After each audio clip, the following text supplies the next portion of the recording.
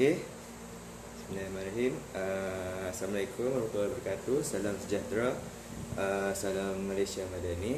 Salam IPG MKIK. Peneraju Pendidikan Guru Bertaraf Dunia. Okey. Baiklah. Pada hari ini saya akan melakukan sesi temu bual bersama rakan saya yang berada di luar negara, iaitu saudari Cie Yuan. Okey, hai Cie.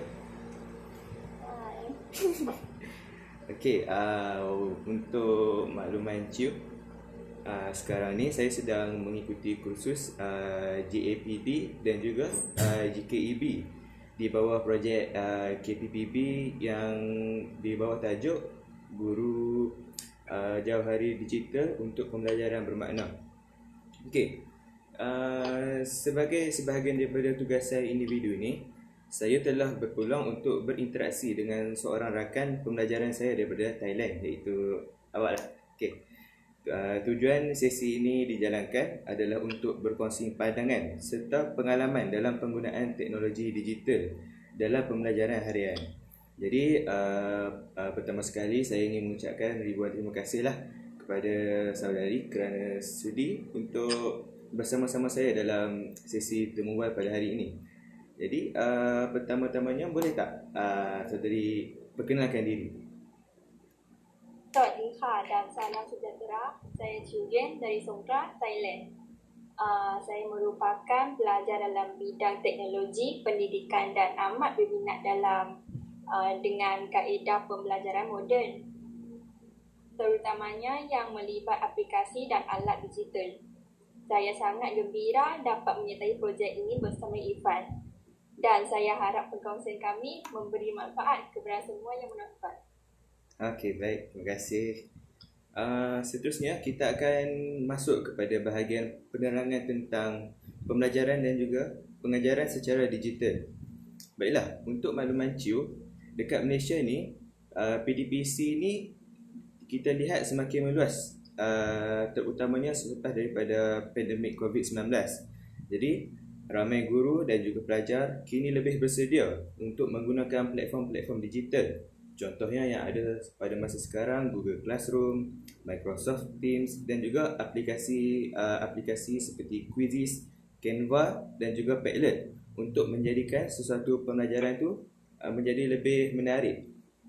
Selain daripada untuk menyampaikan kandungan ataupun konten-konten tersendiri, alat-alat digital ini juga dapat membantu guru untuk memberi tugasan, menilai kefahaman murid dan juga memberi maklum balas secara langsung yang bermaksud hubungan dua hala antara guru dan juga pelajar. Bagaimana pula dengan pendapat Cie? Apa yang pembelajaran PDPC yang berada di Thailand? Situasi di Thailand juga agak serupa. Ketika pandemik, sekolah-sekolah memperkenalkan penggunaan Zoom dan Google Meet secara meluas. Di peringkat universiti, kami menggunakan platform seperti Moodle untuk pembelajaran terbuka. Saya secara peribadi gemar menggunakan Canva untuk menghasilkan bahan pembelajaran visual dan menggunakan Telegram untuk berkomunikasi dengan rakan-rakan kumpulan pembelajaran saya. Interaksi menjadi lebih mudah dan tersusun. Saya faham. Baiklah, kita beralih pula kepada apakah perbandingan dan juga perkongsian amalan baik antara kedua-dua belah negara kita. Baiklah, saya dapati di Malaysia kita mempunyai banyak persamaan dari segi pendekatan, walaupun mungkin cara kita sedikit berbeza antara dua negara. Jadi, apa yang menarik perhatian saya ialah cara Cie menggunakan aplikasi Telegram secara sistematik. Jadi, di Malaysia ni kami cenderung dan kami memang selalulah akan menggunakan aplikasi WhatsApp. Jadi bagaimana pula dengan penggunaan aplikasi Telegram yang digunakan oleh Cie?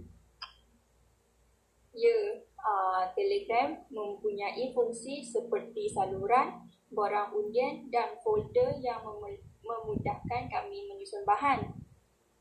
Tapi saya sangat kagum dengan penggunaan Quizzes dan Wordwall yang ditunjukkan oleh Irfan. Saya belum pernah cuba Wordwall sebelum ini. tapi ia nampak sangat sesuai untuk guru sekolah rendah. Faham? Betul juga, sebab word wall ni dia sangat bagus untuk kita membuat satu latihan tu secara interaktif dan lebih menarik. Saya juga suka pendekatan Chiu dalam menghasilkan infografik mingguan nota untuk para pelajar. Jadi sebagaimana yang kita tahu, benda ni boleh dijadikan sebagai amalan baik untuk murid-murid saya pada masa hadapan.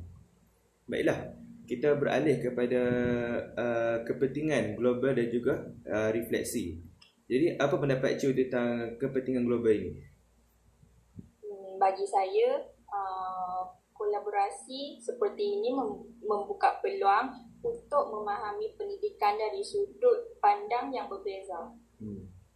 Ia mengajar kita bahawa teknologi bukan sahaja alat, tetapi jambatan antara budaya. Baik, saya setuju. Sesi ini dapat mengajar saya bahawa pembelajaran digital ni boleh dikembangkan dengan lebih kreatif apabila kita sentiasa berkongsi ilmu. Jadi kolaborasi ini juga dapat membantu saya untuk meningkatkan kemahiran komunikasi dan juga refleksi kepada diri saya sendiri. Saya berharap rakan-rakan pelajar yang lain juga dapat mengambil peluang untuk belajar secara merentas sempadan walaupun hanyalah secara maya, kerana perkara ini akan memberikan perspektif yang lebih luas dan relevan dengan keperluan pendidikan global pada hari ini. Terima kasih kepada Irfan dan semua yang menonton video ini. Saya berbesar hati dapat menjadi sebahagian daripada pengalaman pembelajaran rentas negara ini. Semoga kita terus berkembang sebagai pendidik digital. Terima kasih juga kepada Chiu atas kerjasama yang sangat bermakna kepada saya. Saya amat menghargai setiap perkongsian dan sangat berharap kita akan dapat bekerjasama lagi pada masa yang akan datang. Sekian, terima kasih.